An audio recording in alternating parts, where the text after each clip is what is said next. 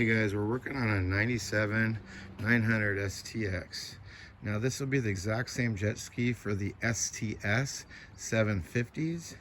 It's the other body style. An ST 750 is also the same jet ski. But in 97, when they put the 900 in it, they decided to call it an STX. Now the normal STX are a much different body style.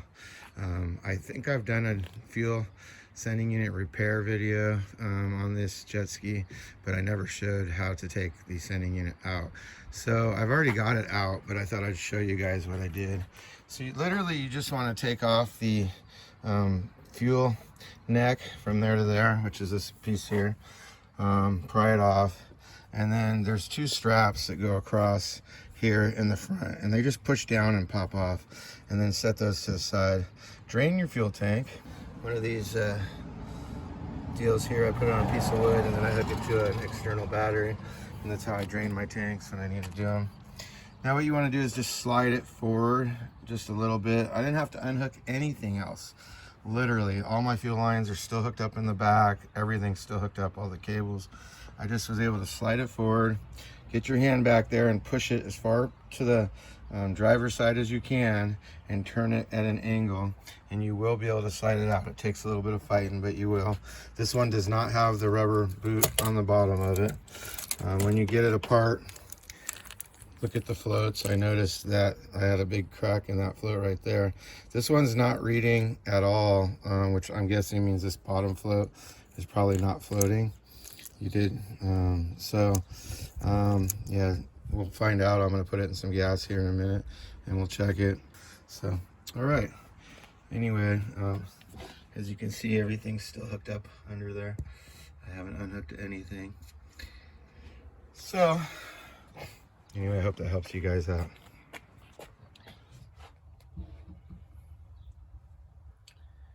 To get off the sending unit, once you take the clamp off here, there's just take a pry bar and pry up, and it'll help get it off. I'm wondering where the clamp went. Oh, it's still sitting on there. Cool clamp.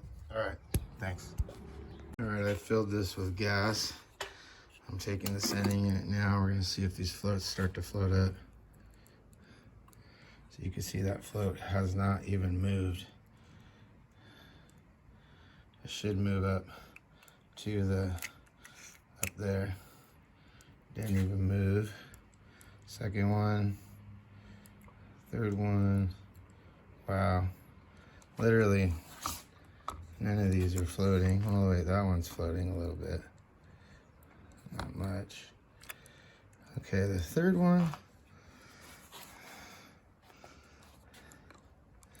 Top one, a little bit, not much. Yeah, so I'll show you here. I got one that we worked on before that we did a video on. We have these are STX 1100 ones, and you'll see they have the rubber on the bottom. But I'll be able to use the floats off of them because they're the same. So I just got to figure out which floats are good. And usually when a jet ski sits for a year or whatever, you know, waiting for the next season, and it's like half full or whatever, then the top two floats aren't always in the fuel getting saturated. So usually the bottom ones are the first ones to go out, and you find that the top ones are usually in decent shape.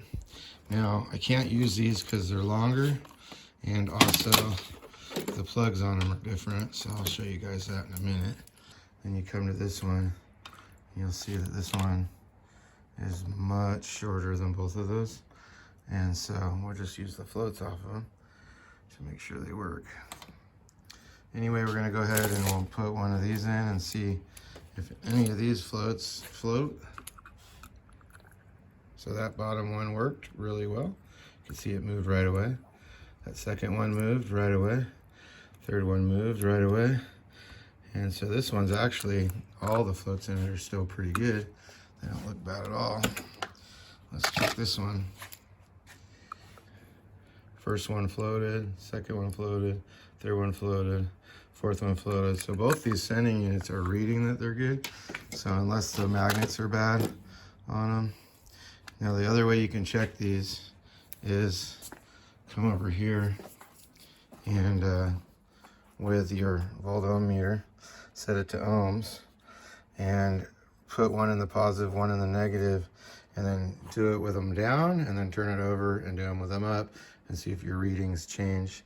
I can't do that test with one hand, and I don't have an iPod or something here to hold this to do it, but basically you just want to check and make sure you have some resistance, and then see that the resistance changes.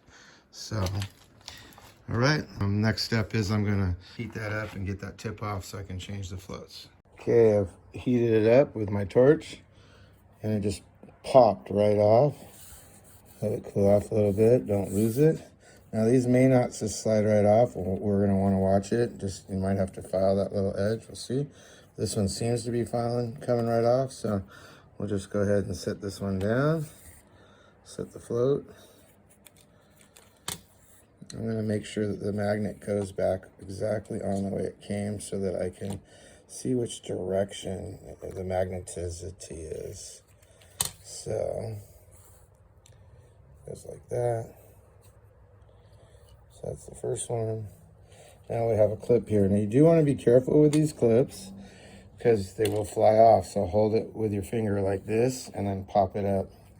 So the seeds from that side, pop it up this way with your finger on it, and you'll be able to get it off.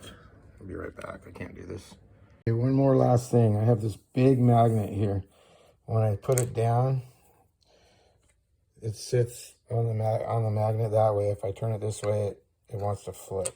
See how it flipped? So that's the direction that it went on. That's the proper direction.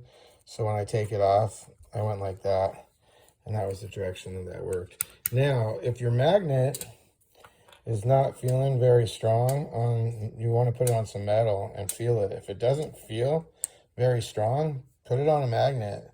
That's basically how you magnetize your screwdrivers, is you rub them on a magnet, and that builds up the magneticity to pick up metal.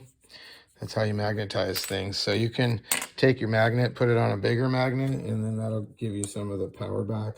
There's other ways you can do it, I believe. But basically they recommend using bigger magnets. So it is important that this magnet goes back in the correct direction. So it's not just a matter of, like, if I put this in upside down and then I put it on, as you can see, it's going to flip over. See how it flips over? It is a directional magnet. And so this is the way it went on for me, and then that faced up. If you flipped it backwards the wrong way, it may not work properly. But sometimes you'll get all good floats, you'll check it, and then you'll put it in your machine, and it's still not working. It's usually because the magnets are weak and you need to remagnetize them. Another thing is you'll notice that most of these magnets are falling out of here, and I have seen some guys that are trying to glue these in, and I don't know if they come glued originally from the factory or not. I really don't have a problem with these, just leaving them like this. But there is a sealant called All Seal. It's supposed to be okay for gas, and you could try gluing it in if you wanted to glue these in.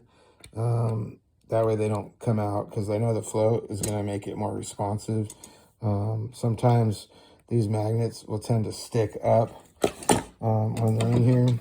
So here's one here, and I have seen where the magnet stays up, and so that's going to read here is that it's still full. But then as the jet ski basically pops, you'll see that that went down.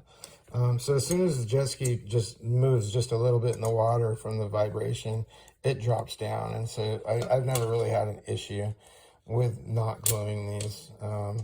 So if you want to glue them, glue them. If you don't. I haven't really had an issue with them. Anyway, I'm buttoning up this video. I hope this helped you guys out. Have a great one.